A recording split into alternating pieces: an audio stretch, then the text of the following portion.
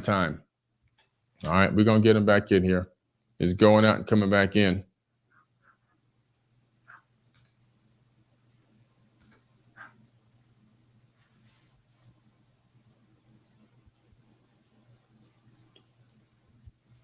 Let's see. He's trying to get in here.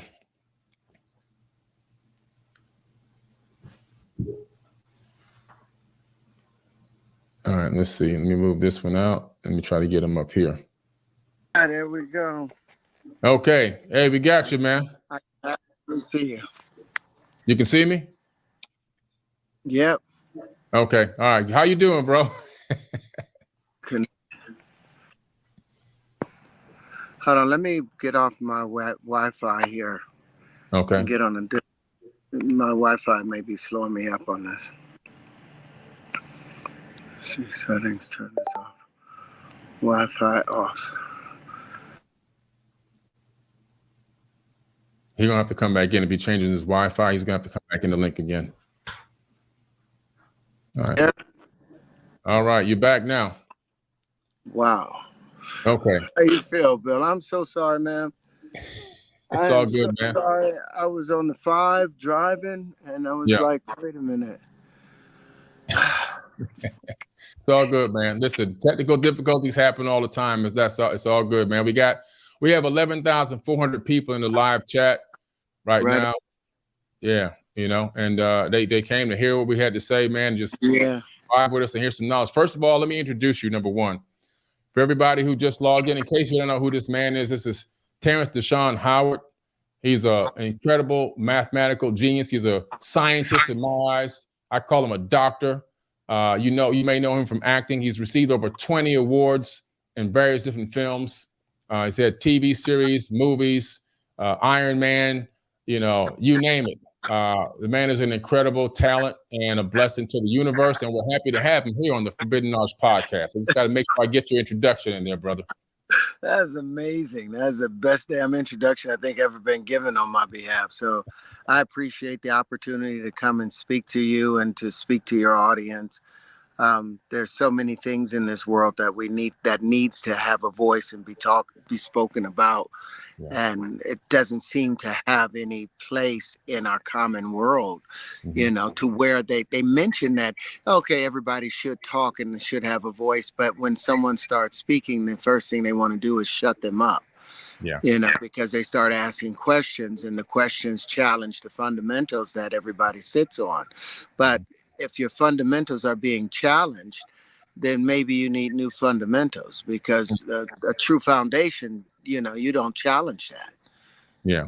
Facts. So, that's what's happening. And that's why I thought it was important to get you in front of the people that I call my people leaders. I don't have followers. I have leaders, because these people they vibe with your information. They're vibing with your knowledge. And I believe to me, it's innovative and it's fresh. It's refreshing. And what is science after all? It's to explore the matters of interest from a level of logic and analyzation, and actually to try to break those laws to see how they can be broken or find ways to go around them. And if we've never done that, we wouldn't even be on this screen right now connecting with each other via satellites and cell towers. So it took somebody to challenge the status quo to make this technology even happen. And that's just the standard process that it takes for innovation to happen. Unfortunately, in this human civilization, it takes a lot of challenging the status quo and going against the mainstream. I mean, heck, even the people that became the founding fathers of America, they were outlaws. I mean, you have to go against them to create something.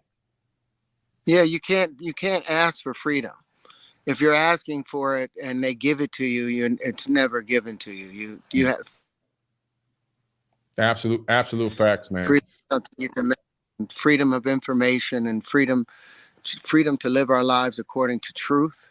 That should not be stunted, but it has been stunted now.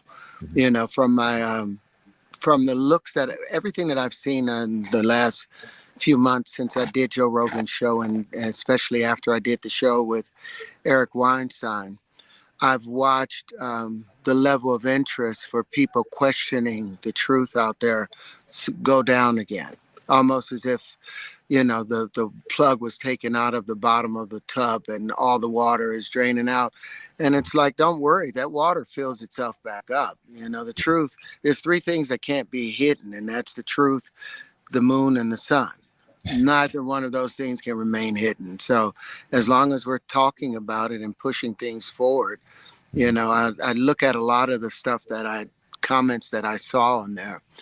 Someone actually said, good, somebody finally shut him down or stopped him. What did they stop me from doing? From enlightening the world a little bit, bringing a new understanding of geometry that we're supposed to have. Like you said, you're supposed to challenge it. It has to have rigor. Your system of mathematics, your system of scientific evaluation. At what point did they evaluate any of the patents? At what point did they evaluate any of the geometry? Right. Beyond sitting there smiling and passing it off. But what was interesting, on the show, Eric didn't show as much interest, but he invited me to his house to have dinner on Friday. We had Shabbat. And I took him over a lot of those same pieces that I tried to share with him on the show, especially the linchpin, the 4 bonded linchpin, and 4 of those bonded together. I wanted him to have it so he could see that this isn't just mere circumstance and happenstance. This is actually a fundamental part of universal growth or potential. He ultimately sent text saying that he thinks that the linchpin is the 6th platonic solid. From a purely scientific and academic thing, it solves that. But then there's the conundrum of, I came here to put an end to the platonic solids only because they're averages, Right. but the linchpin is the average between the tetrium, which represents the electric potential, full electric potential, and the all shape, which represents the full or complete magnetic field and that potential. So the linchpin is the average between it. It's the conversation between the micro and the macro, and it allows for everything to balance its way out with it. But it wasn't never meant to be added to an old set of fundamentals that are just purely wrong, logically, scientifically, mathematically. They don't hold water. They're imaginary things. And I thought science was supposed to be talking about the truth and not about imaginary things. That's the absolute facts. And let me just, the thing that I notice about some of these interviews is they ask you a question, and as soon as you get into the groove of trying to create the answer to that question and come up to the epiphany moment where we can go, aha, another question comes in or you get cut off and then it gets sidetracked. And we never got back to allow you to finish some of those great answers that you were giving and to give your perspective and your point of view on some of this scientific rigor. And I think that was a real discredit to the interview. I think that a person should be able to speak and to get their point across to the fullest. And then you go back and forth from there. But, you don't ask a person a question and then cut them off. I think the best way is to allow a person to get their point across. I mean, if you're in a relationship and, the biggest problem in arguments is that no one wants to hear the other person talk. You shut your wife up or your boyfriend up or your husband up, whatever, and you guys are going back and forth and nothing gets solved. And it turns into a toxic relationship. And that's what happens a lot of times. And I think that, sometimes I think people want to throw around their badge of education honor, and instead of just saying, let me humble myself a little bit and just let me tap in and see if I can wrap my mind around what this man is trying to show me, what he's trying to teach me, what he's trying to get me maybe to see from a higher perspective. Maybe some of the old ways or some of the things that I've been learning, maybe it is time for me to look at them in with new, fresh, and clean eyes. And I think that's important. I think that people don't even know what an actual patent requirement is. Before you talk, Terrence, I want to read this to people. This is important because I want you to talk about some of the patents tonight too. But let me just read this. Huh? No. Okay. The I was service going was to say, bad for. to be issued a patent in the United States, an invention must meet 5 primary requirements. Patentable subject matter. The invention must be eligible for patent protection. Utility. The invention must be capable of use and provide a benefit. Novelty. The invention must be new and not previously described in a patent or other publication. The invention must be obvious in relation to something already invented. The invention must include a clear description of how to make use of it. And of course, some additional elements, providing complete legal names to avoid confusion, providing a government issued ID, and so forth and so on. So, I mean, you can't just say, I'm going to run down and go get me a couple of patents right quick. It's not that easy. Can you talk about that a little bit? Yeah, I mean, my first patent I did in 2009. It was for World of Windows, which has now become the basis for the AR VR world that everyone has. I didn't understand the game at the time regarding how to pay a maintenance fee every 3 months or so to maintain a patent. So that was abandoned.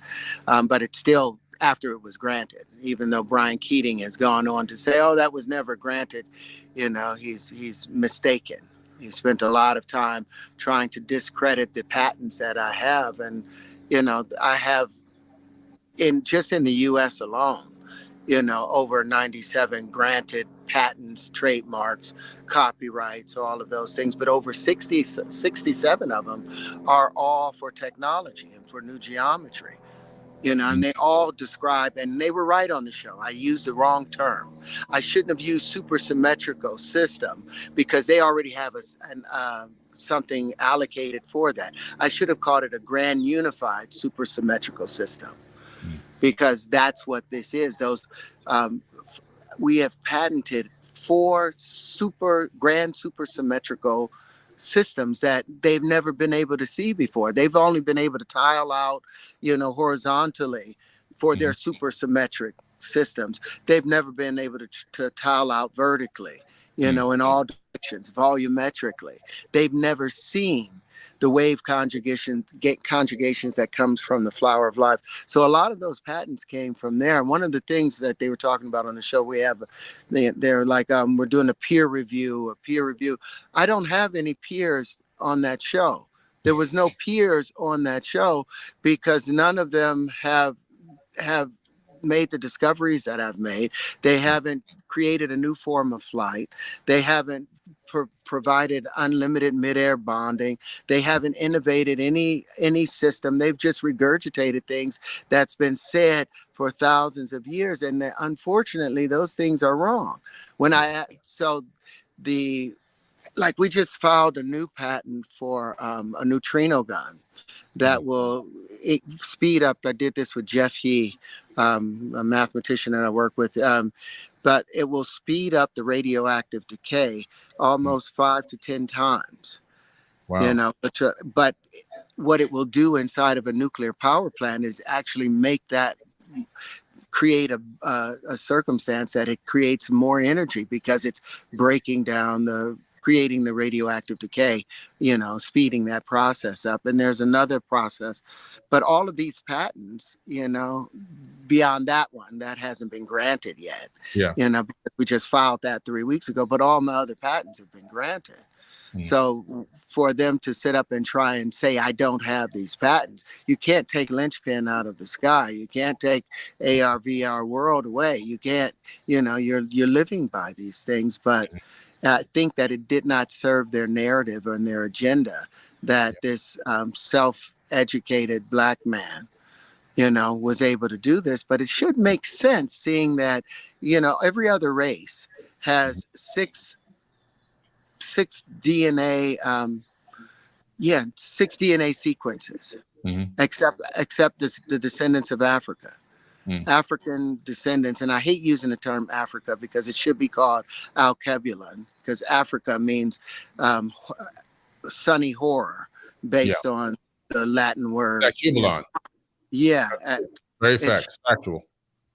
We should be, but anyone that's from Africa, we have 9 DNA series compared to 6, which provides a greater potential for genius. You sit there and wonder how is it that this race of people were able to survive, not just 500 years of slavery. Since the Talmud came out in 500 AD, there's a book called The Ebb and Flow of History. And it talks about the Jewish Talmud and, the stories that these sages added to biblical stories. And that was the reason that Black people were considered, they were considered less than humanity because of what was said in the Talmud. And that's why I mentioned that book, The Ebb and Flow of History, on page 34. If you take a look at it, that was the first Negrophobic text put Noah and Shem, Japheth, and Ham. And they said that Ham must have gone in there, and because he had to pierce at his father in the darkness of night, his eyes had to be buggered out, and since it was dark, he had to have dark skin.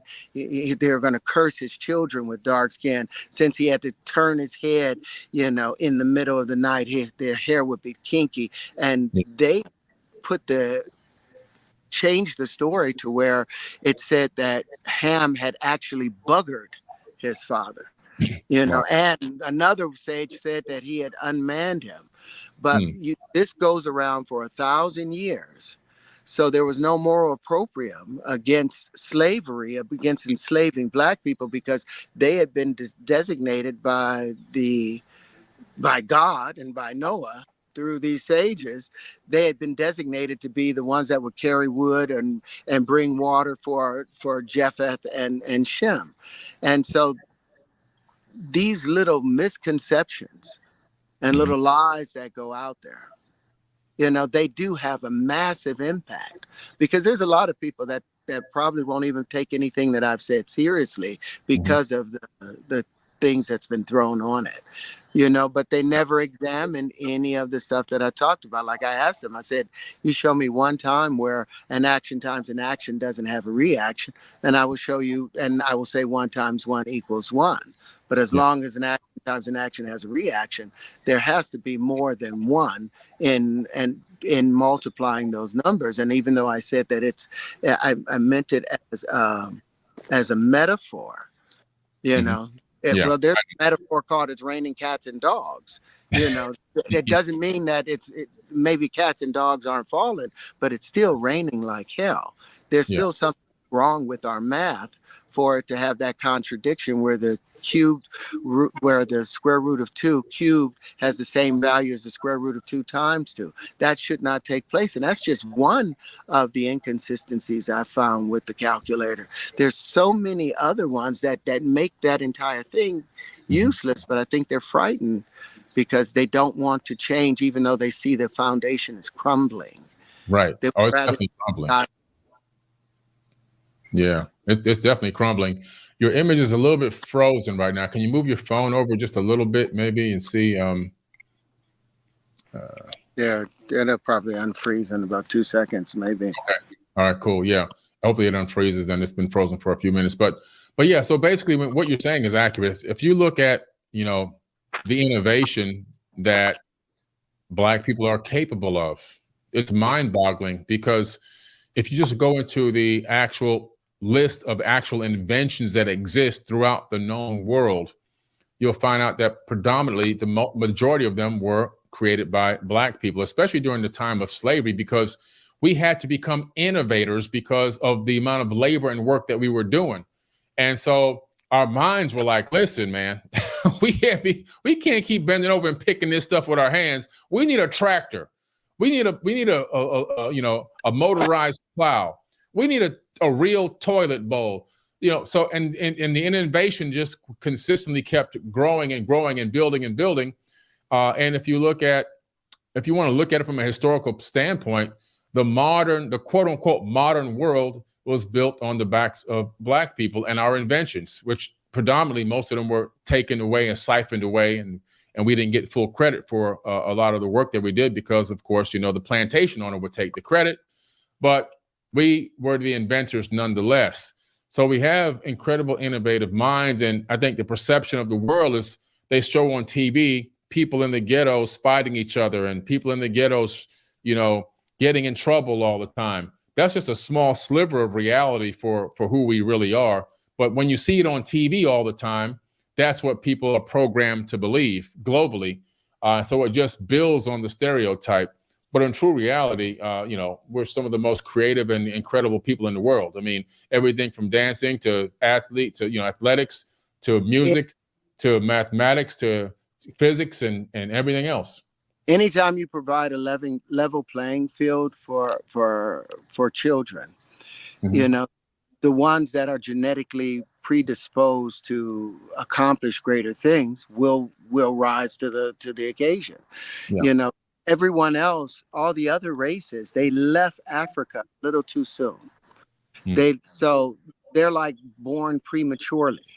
A child born 2 months prematurely will never have the potential that a child that goes to full to their full term will have. And as descendants of Africa, African descendants, we stayed in the womb. We had those extra 2 months to continue to grow and to pull from the mother. So at the end of the day, those 9 DNA series, they have been what is responsible for us surviving all of the atrocities that's happened to us for over 1,000 years with this stuff. And they'll continue to grow unless we water them down and stop feeding our strengths. But we have the potential. We just need to recognize that we have that potential. And that's what I don't think they want us to have it. They came on that show specifically to tell me to stop teaching. Stop teaching. He said that countless times, stop teaching. Yes. Yeah. Yet I get on the phone call with him and Ed Franco, who's the head of math for UC Berkeley. And we spent 2 weeks going through all of these things, to where Ed was like, don't worry about Tyson. Don't worry about Neil deGrasse Tyson. He won't be remembered. You're going to be remembered for these things, but I'm not always sure that these things that I've presented to him, whether it will be remembered as my stuff. And that's why it was necessary to go and patent it. If I didn't patent these things, all this stuff would be in someone else's hands under someone else's name right as we speak. But I'm waiting for that MIT and Harvard world, everyone they're associated with, to make their innovations or come out with their new understanding and try and say that it's not based upon, the information that I shared with them. But everyone out there, the audience needs to understand we're at the very end of this crumbling system, and we need the knowledge that is being shared in order to survive and be able just to survive the next couple of years of what's going to happen to us. Yeah, definitely. I've been looking heavily into the Flower of Life pattern for a very long time. The Flower of Life pattern is a very ancient pattern. I've seen it in ancient Egypt, in ancient temples like the Osirian, which is so old. It's probably, in my estimation, somewhere around 30 to 40,000 years old. It's etched into the stone columns at the Osirian, which is lower than the Temple of Seti. In other words, the Temple of Seti is built up here, and beneath it on the side, you have the temple, the Osirian temple, or the Temple of Osiris, which means that it's so much older that it was built back then at a much lower level. And as time passes on, they keep building more temples on top of more ancient sites. And inside of one of those, on those stone columns at the base, inside this thing, which is really not a temple to me, it looks more like a machine. It looks like an energetic machine that ran on hydropower. But on one of these columns, you see multiple flowers of life, but they're not painted on, which is or hieroglyphed. They actually appear to be atomically etched into the fabric of the columns themselves, which is in some way was done. That is just, it's mind-boggling and mind-blowing. And it's amazing that all ancient civilizations have an imprint or knowledge of the flower of life and the unparalleled power that it actually possesses. You want to vibe on the flower of life a little bit? Yeah, well, that was every discovery that I've made, all of those patents, they were all based off of that flower, because I wanted to understand where the fundamentals had come from, the platonic solids, where they had gotten those from. And some of the earliest stuff that I could find was they took it from the flower of life, and they drew straight lines where the circles overlapped each other, and they averaged the space out. And that's why I said the platonic solids are approximations and averages. But the being that was instructing me, um, he said, why don't you just take the individual pieces that make up the flower and put it together based on universal ratios? So I put 4 of the triangular pieces together, and it gave me the tetrahedron, which was the geometry of hydrogen, and they gave me the patents to it. And then I was like, okay, what if I put 8 of them together? And then that became the Huntian, and became the strong force, because it had 8 contractive poles and only 6 magnetic poles, which meant that it had a greater attractor, whereas the tetrahedron had 4 attractive poles and 4 repulsive poles. So that would be the weak nuclear force. And I was like, as I started putting the rest of the pieces together, I was like, what happens if I put 6 bubbles together, which meant taking more pieces and putting them together. But I built all of those models based off of universal ratios and the flower of life. Literally everything has been the flower of life. So I believe that whoever left that molecularly carved into those columns and all around the world, they left this here for us, because they knew with this knowledge it would give us a fundamental base that every advanced civilization in the universe is able to use. And with that, we can manipulate not only matter, but we can manipulate. We have the ability to affect cause. Yes. We're no longer limited to the effects of nature. We now can partake in the cause of it. And that's why I was so excited, because if hydrogen makes up 99% of the universe, and we now have the geometry of hydrogen, that means we can manipulate 99% of what takes place in the universe. That makes us gods. Yeah. If we utilize information, but why are they so hell-bent on not utilizing it? Because these wave conjugations that come from there's new axioms and postulates to be written from them that will make all the other axioms and postulates, or these assumptions, disappear. There's no assumptions with the flower of life when it's open properly. It provides supersymmetrical system.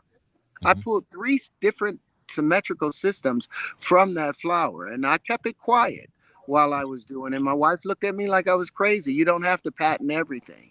And I was like, yes, you do. Because if you don't, they don't believe that it's yours. Yeah. And Eric Weinstein went on to say, well, I'm Pierce Morgan. Yeah, I think, 99% of what he said was BS, but there's this 1%, and he says, but I'm not sure it's his. I'm not sure it's his. Well, I think the patents say that it's mine. Oh, yeah. The patents are yours. They're all yours, for sure. And I'm here not trying to rule over anything, but I feel like I'm a keeper of the garden. That's all I am. I'm here tending the garden. And anybody that wants to come and take the fruits from the flower of life, fruit from the tree of life, they can come. They're welcome in here. I did the book for free, but everything is based on that flower of life that's behind you. That's all it needs. Right. They don't need the rest of it, but they need to get rid of the straight lines or these imaginary projections, linear projections that do not exist, and just creates problems within the mathematical world. Right, which is one of the reasons, those lines are some of the reasons why we haven't achieved cold fusion and many other technologies that we should be privy to right now. One thing, I took the flower of life, and if you take the flower of life and turn it into a 3-dimensional object, like take it away from 2D and turn it into 3D, you can fit 64 tetrahedrons within these axes that exist within the flower of life. And then they connect on a vertice, which creates something called the vector equilibrium. And then at the center of that vector equilibrium, theoretically, is unparalleled, unlimited power. We're talking about 0-point energy, which exists at every Planck unit in space-time throughout the known universe. And we just need to tap into that. I think some people have tried to create technologies that could tap into it. Have you looked into anything with that? Well, what they're lacking is the angles of incidence. They're still trying to approach these things from a Cartesian base. And for the audience, I say Cartesian, it means orthogonal or Euclidean space. They use these 90-degree angles. That's the basis of their entire understanding. But because that is not how the universe behaves. That's not how matter arranges itself. It doesn't arrange itself according to 45-degree angles or 90-degree angles. None of that stuff makes sense in the universe. It actually becomes irrational. You know, like a straight line is irrational in curved space, the same way that curved space is irrational in flat plane, in Euclidean space. That's so. If they would utilize the actual pieces that come from the flower, if they would do the mimicry that the universe does, it doesn't rebuild the wheel every damn time. It just takes that same wheel and apply it. Plug it in, plug it in, plug it in. You don't have to be redundant. You don't have to do all this superfluous stuff to reach something. You just have to use the proper tools. But what we've been able to accomplish with our propulsion system, you know, we're getting more energy out of it than we're putting into it. You know, that's that so-called 0 point energy, but it's by using the proper geometries. What I shared with them about beryllium and its ability to draw in oxygen, or it's an attractor for oxygen, to break oxygen from hydrogen, that no matter how much they try to silence it up, that's real. Right. -2 and the +2 they're going to mate. And then whatever's left out, they're going to be left out. So they can attempt to try and deaden the knowledge, you know, but the people that were supposed to hear it, they heard it. And the whole reason I said it was so that people can survive and take care of their families when everything goes to hell. Right. Gotcha. Yeah. Yeah. There's so much power in this. You know, even you're talking about creating propulsion that can produce more energy than you're putting into it. There's something called an M drive. I don't know if you've heard of the M drive yet. M drive, that's still mixed with string theory, that whole 5 things. No, I may be wrong. Okay, well, the M drive is actually for propulsion. So it's a propulsion system that utilizes a microwave that bounces around inside the cone. And at first, everybody scoffed. They laughed. Scientists told them, this will never work. You guys are wasting funds. We're going to pull your funding. And they got this thing to actually work. China actually tested it first ahead of us because the American scientists were too busy laughing at the inventors. And then China launched one up into space, and they've been testing it in space for some years now. But this bouncing a microwave with no fuel around inside of a cone creates propulsion that actually never stops, utilizing nothing but a bouncing microwave. No chemical rocket fuel, no propellant. And because space has reduced friction or almost no friction, you continue to accelerate until you reach a percentage of the speed of light. So there's this, I'm just giving an example of technology that should be far beyond where it's at now, but because of like what's happened to you and many other people, you know, it falls into this bubble of, you know, woo-woo, but then come to find out this stuff is real and it really does work. And that's kind of what secretly will, you know, they'll publicly defame it and then privately go and claim it. That's their dance. There's so many advancements in technology that we could have married ourselves to. And I say marry because we would have needed to do that to get away from the garbage that we've been doing. But nobody, if we get off of their money, the problem is we're so connected to their gold. We're still doing everything and that's what gives them power and authority over us. If we go back to bartering, if we recognize that the money, the fiat system is all garbage, and we go to a bartering system of trading goods. First, only at Dick's. We lost him temporarily. We're sure he'll bounce right back in here. But we're having a good discussion, even though it may just a little foggy. We're having a great discussion. So I hope you guys are learning something here tonight. We got you. Okay, I was getting bit by those little bitty bugs up there, man. Oh man. I wish I could go inside of my casita, but we've got so much stuff pulling together over there. But in watching the walk that you've taken, for Black people to speak against the Holy Scriptures, to speak against the Bible, or question it, that's a hard thing. That's a hard sell, but you bravely walked out and talked about truth consistently. And, I'm of the idea that 6,000 years for the last 1,000 years have been very successful in propagating the history of their forefathers and of who they come from and their gods. Wonderful. I love that. But what about our forefathers? What about the gods of our ancestors that has a much richer history and a longer history than just 6,000 years ago? That there are no contradictions regarding, oh God, it didn't cause it to rain, and until Noah, 4,000 years ago was the first time it ever rained on the planet, even though that's a necessary part of any planet. Right. And based on the calculations that I was able to pull up for the age of our solar system, it would take 9 trillion years for the Earth to get here, moving at 1.5 centimeters, at 0.6 centimeters, 0.6 inches a year. And that drift has not changed.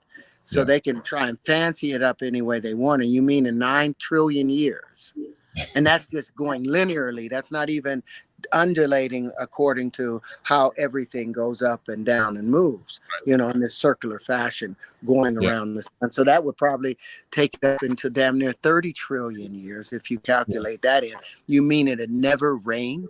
God never caused it to rain on this planet for 30 trillion years? And you get all of this here? I was like, no, that doesn't hold up. And how does a male God produce a son without having a feminine deity next to him? As above, so below. So I had to walk away from that just because it was just numbing. The fact that my ancestors, this is what you got from the 400 years of slavery. This is what you brought home. Now you're worshiping their gods. That's a conquered people. You're naming your children after what? And that's great what they've done. But it's like, let's get to our stuff. Let's work on that that extra DNA that we have and start putting our name back on it. I'm actually a part of something called Taking Flight, where we're raising money to build museums, that will show Black inventors and show our contribution to the world in comparison to, you see for children of a different race, they have illustrious, beautiful museums. So they always know they have these shining stars of where they've come from, but we don't have anything lighting our way. And that's what we're trying to build so that we are aware of our potential and therefore aware of our responsibilities.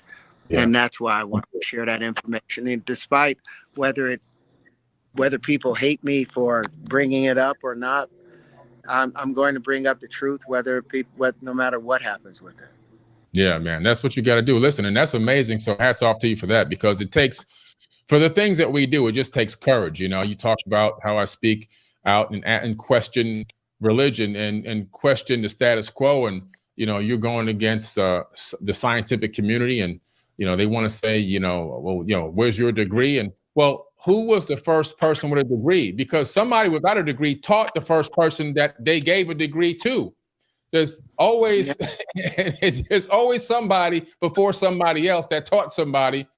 And so, but it just takes the courage, man. I'm really excited about this museum that you guys are involved in. And let me know how I can get, off air, how I can get more involved in that to help contribute and help make it a reality, because it's important that we validate ourselves, just because people have to. One of the biggest problems we have in the youth, because I deal with a lot of youth all the time, and the biggest problem is they can't see their potential success in a lot of other people. And so to their mind, it has them limited. Where I grew up in, my neighborhood was so poor and so destitute that the people there, the kids that I grew up with, they thought that was the actual norm. They didn't see anything outside of what they could be potentially based on what their environment gave them. The only time they saw anything exciting was what they saw on TV, and those people, they couldn't relate to them. So they didn't believe it was possible for them to achieve any of that. I went back to my old neighborhood, and most people are dead, locked up, or still in the same position, traumatized, drug addicts, cracked out. Some did make it out, but the majority just end up becoming mentally ill because of all the dogma, the mental oppression, and the psychological oppression. And so it's important to do things like what you're doing, because that's going to give a place for a young, bright mind to go and say, I can do this. I can achieve this. And it gives them that mindset that it's possible. And that I think you just got to give people that spark, that once they get the spark, their brain will take over and do the rest. You know what I'm saying? Yeah. What I love is the fact that I was untrained as an actor, untrained as a musician, untrained in any science and all of that. Therefore, the young men and women that are like us, who did not have the opportunity to go to these universities, I was so busy trying to pay my rent at 16 in comparison to being able to study for an ACT or SAT. So I didn't have the benefit of going to those places, but these young men and women know that they can tap into their ancestral reservoir the same way that I did. And there's guides there that's waiting to help them. There's guides that are waiting to help them, guides in truth. And I had the hardest time accepting that we have spiritual help, because you try and lock that in with the scientific world or an empirical view of reality. And it's an amazing opportunity to be able to relax and let all of that DNA that's been stored inside of you, let that begin to speak. Yeah. Because every time something happened to that person that DNA was in, there's a chemical marker on there. There's an indentation. There's information in there. And so one moment you put yourself in that environment and meditate on it, those are the things that come to mind. They come to help you. You're not alone. And you have to trust that, because that instinct, where they try and tell you not to listen to it, that instinct is what got you to the egg. It got you to beat out 500 million of your brothers and sisters. You trusted that instinct that got you to the egg at all costs. So we have to remember to get back to that place, that where there's truth. And the knowledge of whatever accreditation that they have out there, I tell you, it's nonsense. It's absolutely nonsense, or I wouldn't be able to break their calculator. Right. Or I wouldn't be able to overturn, their fundamentals, which destroys their accreditation and destroys the authority they have. So it's everything they have. They have to make it to where no one will listen to me, but you can't ignore the truth. No. It's simple, and it makes a point. The people that actually listen to it and apply it in their life will be changed forever. I call the truth, an infection. It's a virus, because once you start touching and tasting on it, You don't want the manufactured stuff. You want that pure, unadulterated truth, and that's what we're. And that's what I'm sharing, and that's I give everybody opportunity to examine the stuff. Take the wave conjugations, take the all shapes, take the linchpins, take them out of the book. I have it in the book, tcotlc.com. Examine them. If they're not a grand unified supersymmetrical system, completely throw it away and go right back to your platonic solids with their discrete symmetry. But if these show a better prediction ability, like we've been able to predict earthquakes for the last 3 years within 24 hours and within a 500-mile area, with our simple equipment. Can you imagine what we'll be able to do? The wave conjugations, they predict all distribution of matter. They predict all harmonic nodes, and that's where matter occurs, where these harmonies occur. But they predict all of those things.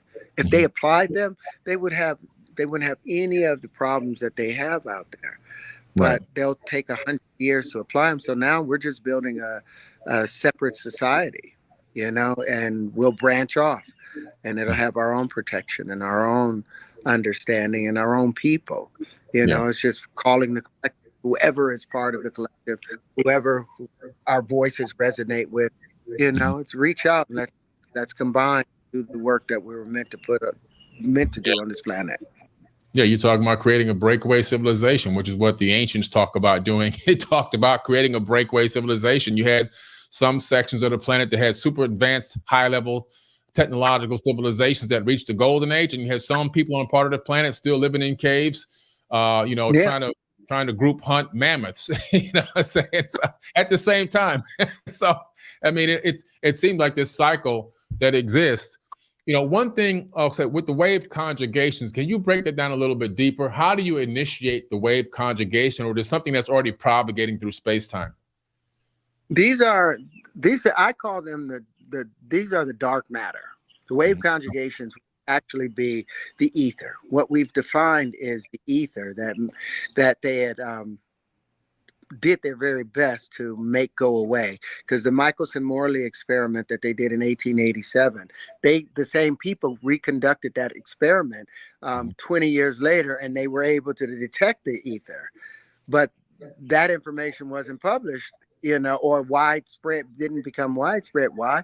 Because they had taken the walk down quantum electrodynamics, and they didn't want to reverse their thing.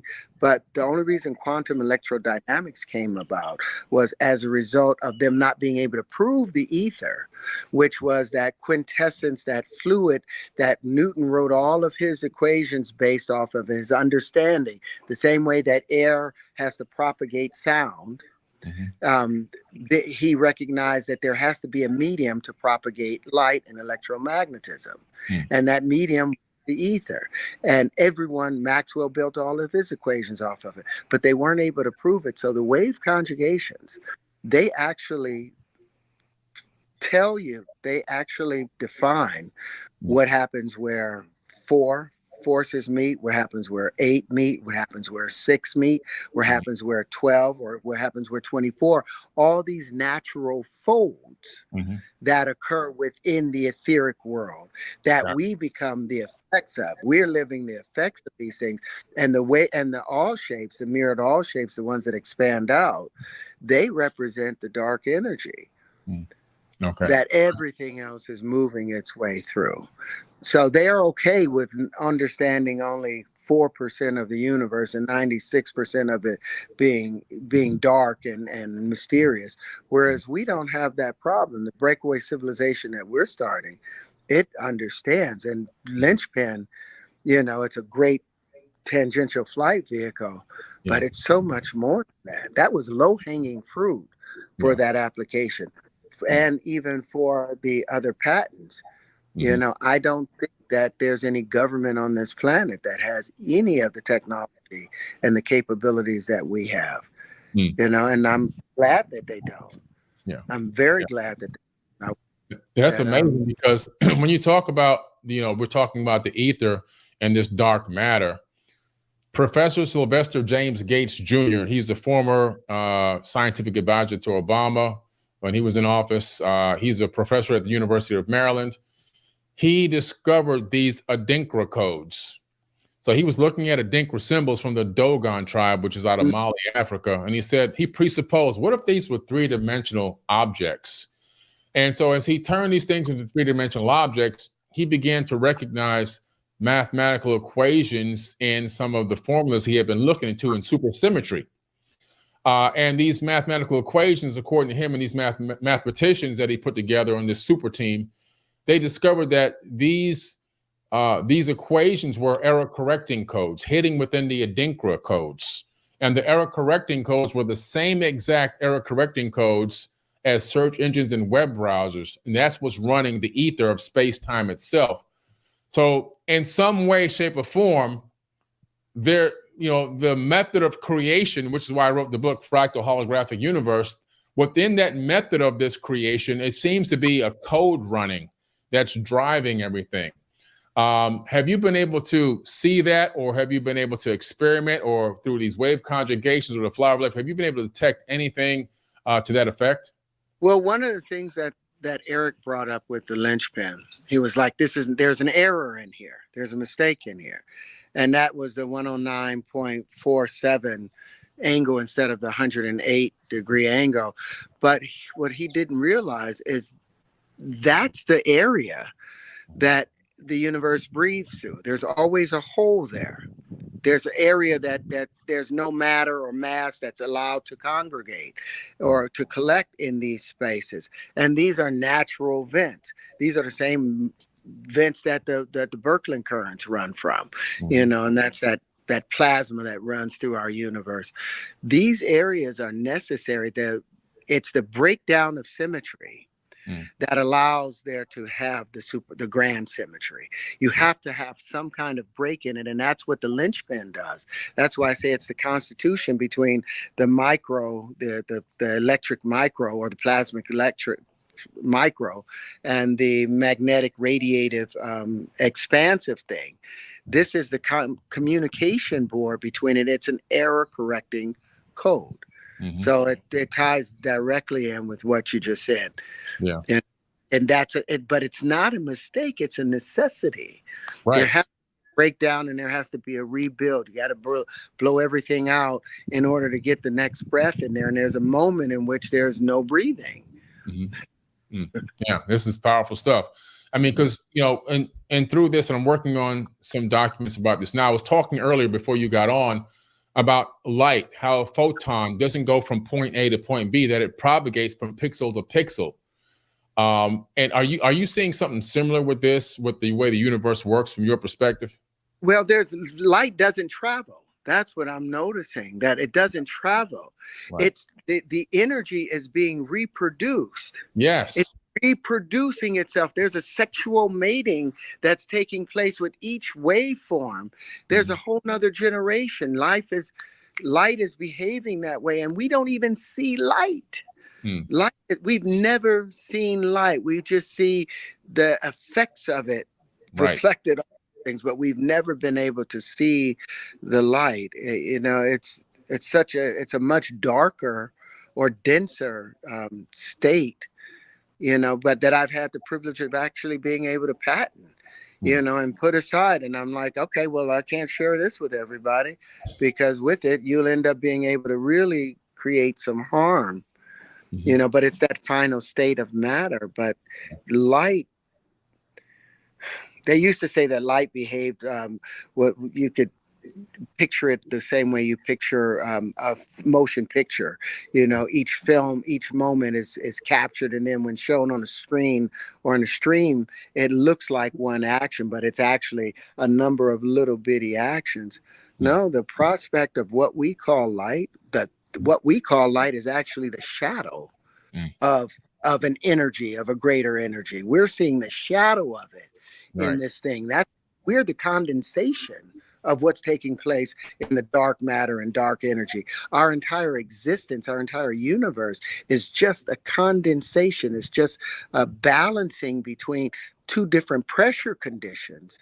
Mm. So our illusion of what we see and call light, is nowhere near the nature of it, because since so many creatures in the universe Mm-hmm. feed off of light, Mm-hmm. then you have to understand, since living things cannot eat dead things. Mm-hmm. A person can't eat a concrete brick and get the nutrients from it. He can Right. only eat living things. So since so many creatures feed from light itself directly, wouldn't light have to be alive? Mm. Yeah, absolutely. And what I talk about all the time, that everything is actually alive in this energetic universe, right? Everything is alive. And what you said before was so interesting about the shadow, that we're seeing the effect. And there's some scientists in a laboratory a few years back were able to reproduce an eighth dimensional quasi crystal. And when they pointed this quasi crystal in a particular angle, it cast down the shadow of a fourth dimensional quasi crystal. And when they tilted that in a particular angle, it cast down a sphere, which they believe is actually our universe. From an as above, so below. That's the micro, but on the macro scale, potentially they believe something like this could be happening, that this universe could be the shadow of a higher dimension or higher dimensional things going on. And it's kind of interesting, you bring up the fact that with the photons and everything else, like, almost like we're living in the shadow. It's interesting that these theoretical physicists had come up with the same idea or similar concept based on quasi crystals and the shadows that they actually cast. It gave them an inkling that maybe we are living in a shadow of a higher dimension, which is just mind-boggling. But I love this stuff because it's so cool to even try to wrap your mind around this kind of information. And so it's just incredible. I mean, look at us. Here we are, contained in this flesh, and we identify with this flesh. Where this is, it's like we have a Range Rover. It's like if I identified with the Range Rover as being me. Mm-hmm. But we're living and existing inside of this strange world. Mm-hmm. When you see a car driving down the street or an old truck flatbed and there's a chain hanging from it, yeah, the emotion is going in this direction, mm-hmm. but the sparks be going in the opposite direction. From the sparks aren't flying in the same direction that the thing is in. The sparks are flying in the complete opposite direction. That's how I believe that light behaves. Mm-hmm. What we're seeing, the energy that we're seeing the energy is gone over here. We're seeing its shadow. We're seeing the leftover of it. Right. We're participating in that leftover part of it because that light, and that's the true nature of the Creator. That's the true nature of who we are, and that's why we identify with it. And one day we'll be done with these bodies, and we'll be able to see ourselves and like, oh wow, I'm not just, I don't only just see 0.005% of 0.5% of the total spectrum. I can now experience the entire thing. Mm-hmm. And then we'll wonder what we'll want to be flesh again. Because there's something interesting about things that you can do with the flesh. Mm-hmm. I like being married. Yeah. I like being able to touch my wife. But I would love to become a spiritual being again. I would love to get back there, but let me finish the work I got to do here now. Mm-hmm. Maybe there's a bridge. I can't wait to see you and show you some of these incredible things. I was hoping I would be able to do it tonight, but I thought it was 8:00. Oh man, that's okay. What we're gonna do is we're gonna hop back on. Maybe even be able to do this in a much nicer setting, and give the people a high. I'm glad we could do it high fidelity, high quality when we get to going through your stuff, and I want them to see it in a way that they've never seen it before, and give you the respect that you deserve, showing it. And to be able to allow you to make your point, get your point across, and teach and share the knowledge in a way that hasn't been done yet. So everything happens in divine time. So don't worry, it's definitely going to happen. And mm-hmm. when you were talking about it was something you were just talking about that really it just sparked my brain for a second there on another topic. But it'll come back to me in a second because it was really. Huh? It wasn't the spark going in the opposite direction? That's what it was. Yes, thank you. So. A lot of people think that when they see something, even the screen they're looking at us on right now, they think that they're seeing us in real time, but they're not seeing us in real time. And you can't see anything in real time because the time it takes for the photon to ping off of the object and then hit the retina, go to the back of the brain and get deciphered, the thing has already moved, right? So what you're seeing is the past. We're always looking at the past. We know when we look up at the night sky, we're looking into the past. But when we look at anything, that even our hands, we're looking at our hands as they were, not as they are. And so, yes, you're right about that. When, you know, the spark, the truck is going that way and the sparks are going that way, we're not seeing things as they actually are in the moment, even through quantum encryption.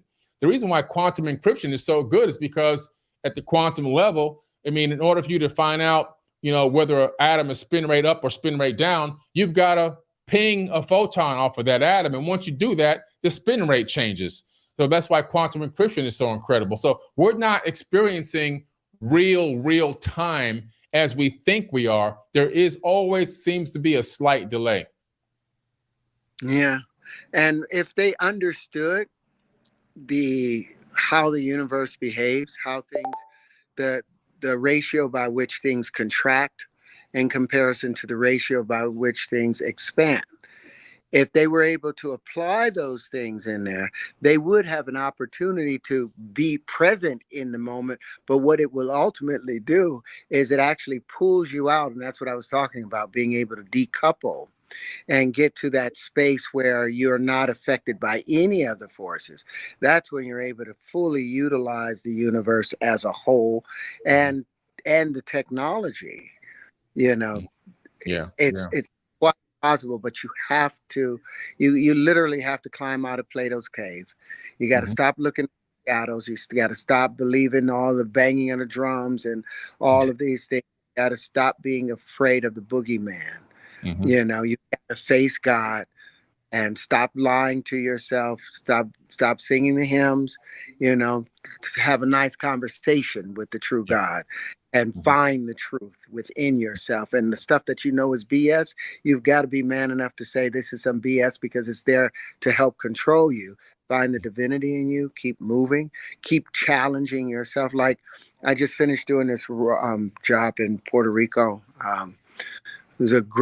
It was a great opportunity to be there, but I'm there and I'm realizing these people, this is the Caribbean Palestine. They have never been allowed to vote.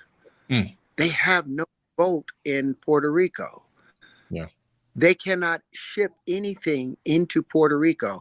They can't, even though Dominica is right next to it or Haiti is right next to it or St. Martin, they cannot trade.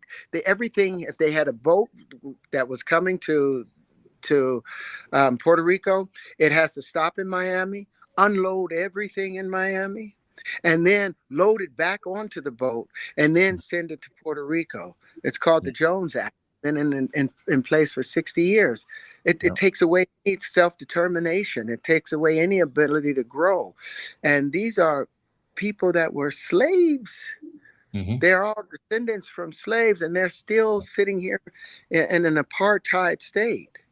Without half of their municipal buildings have not been restored since the Hurricane Maria. Hurricane Maria. No, you're absolutely right, because part of my family is Puerto Rican, and everything you said is 1,000% accurate. Yeah, these people, they have no voice, and this is okay. The U.S. is parading about like this is okay. These are people of African descent, and it shows you the state of our world. And everyone, like I keep telling them, you've got to stand up.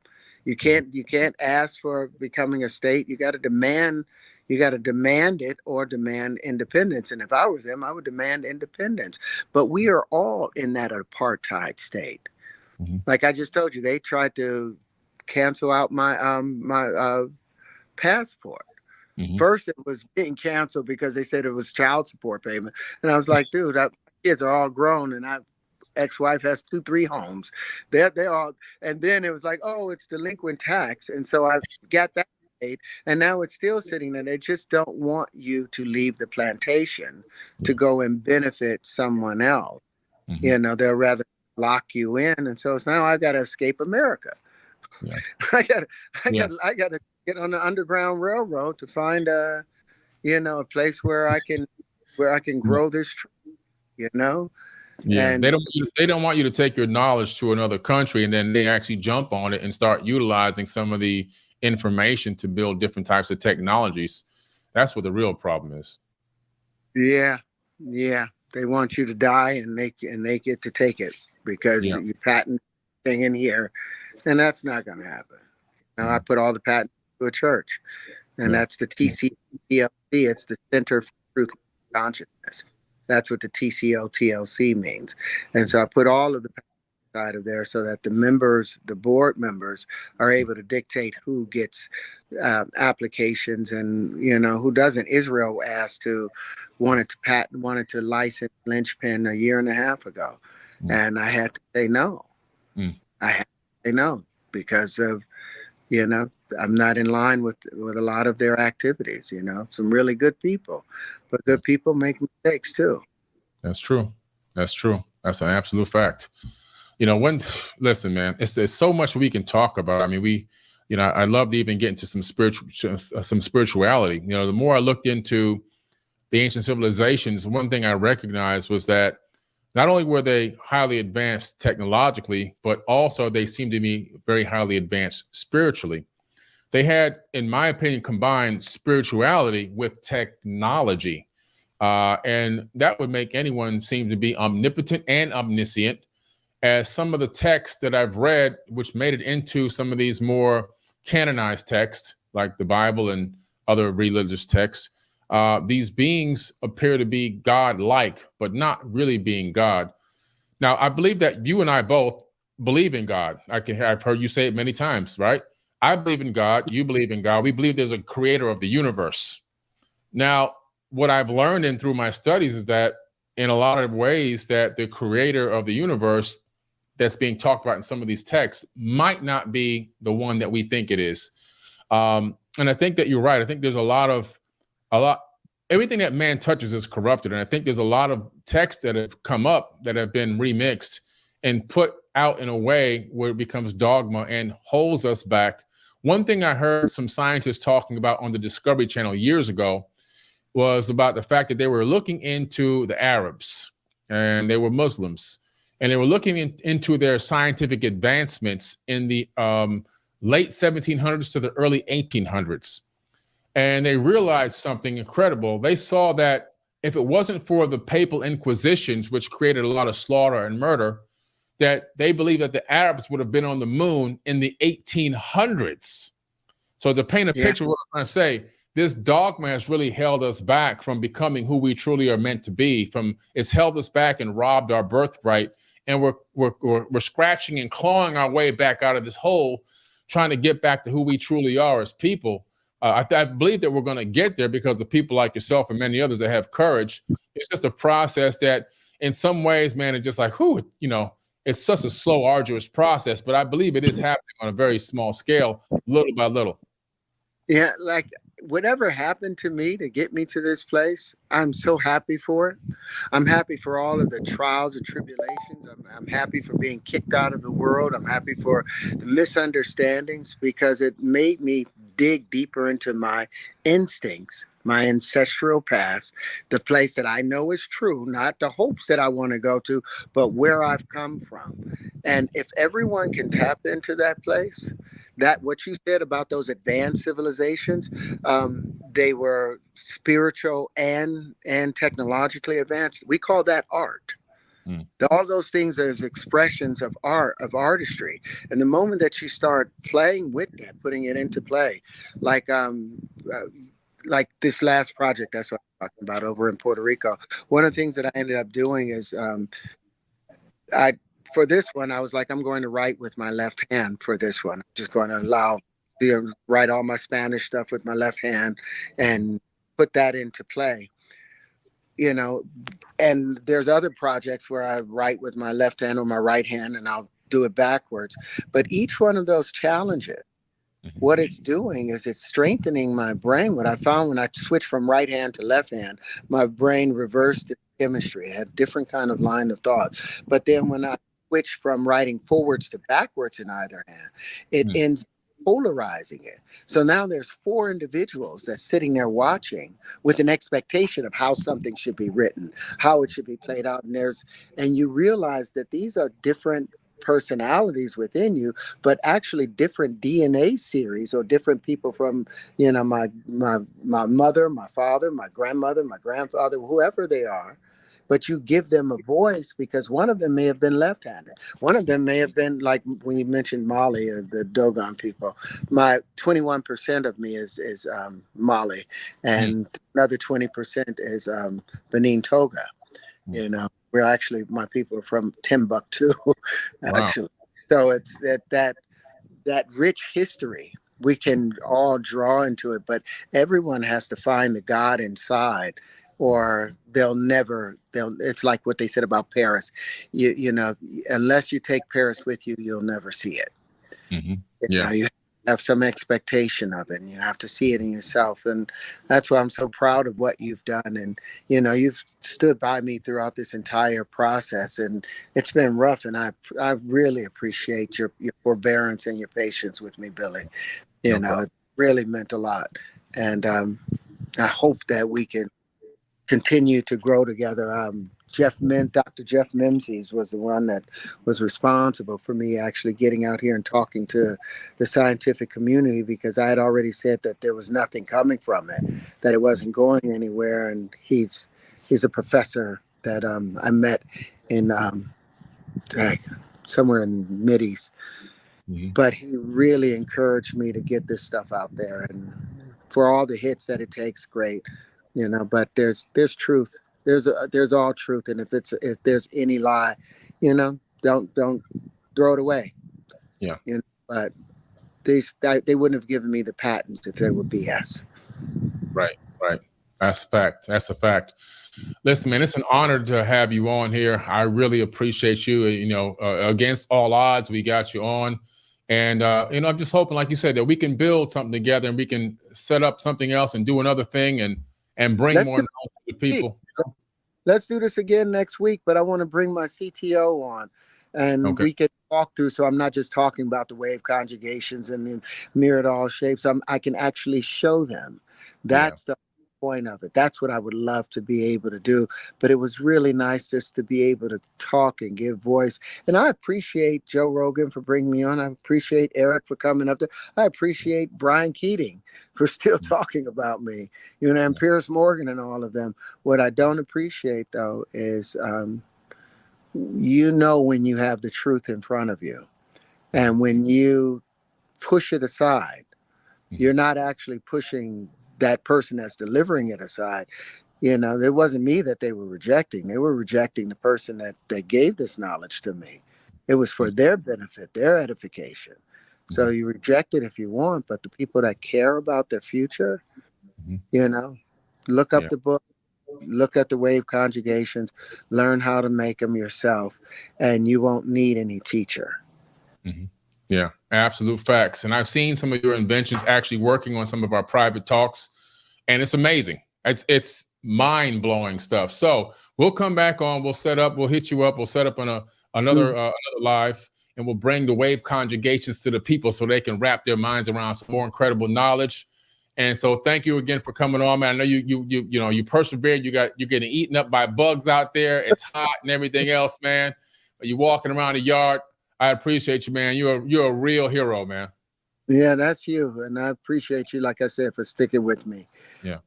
That means everything. Thank your wife for the time. This means a lot. And I look forward, like I said, next week I'm good. Let's do this again and actually walk them through the stuff and walk through the patents. That's what is necessary. So they can, because there's things that they can use. And what you mentioned earlier about potentially open sourcing these things, some of these things, I would really love to talk about, how that can benefit. I just don't want it to be misused. Yeah, gotcha. We just got to brainstorm. Once we brainstorm, all kind of incredible ideas will come to us from the universe, man, and we can put something together that protects us, but also helps the world, Happy birthday next week on the 4th, man. Hey, thank you, brother. Appreciate it, man. forbidden knowledge on the 4th. Thank you, man. I'll be 53. Yeah, man. I'm Devil Nichols, man. So yeah, we're doing it right. Yeah. Yes, sir. Absolutely. All right, brother. We'll see you next week, man. All right. Later, bro. All right. By the way, I'm paying for our pedicures.